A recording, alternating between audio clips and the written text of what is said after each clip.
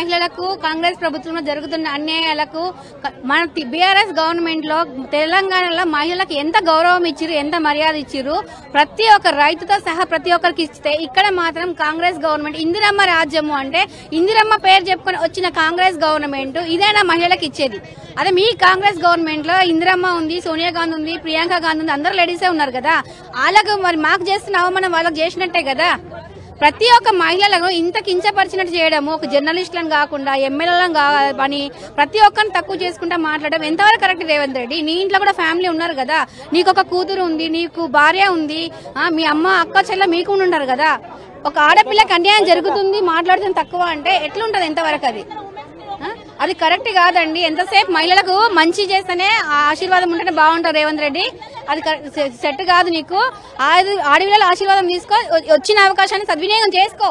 కానీ మరీ ఇట్లా కించపరిచినట్టు చేసి అవమానాలు చేస్తే పుట్టగతులు లేకుండా పోతే తొందరలోనే నీ గవర్నమెంట్ పడిపోతుంది ఆడపిల్లల శాపం తగిలి.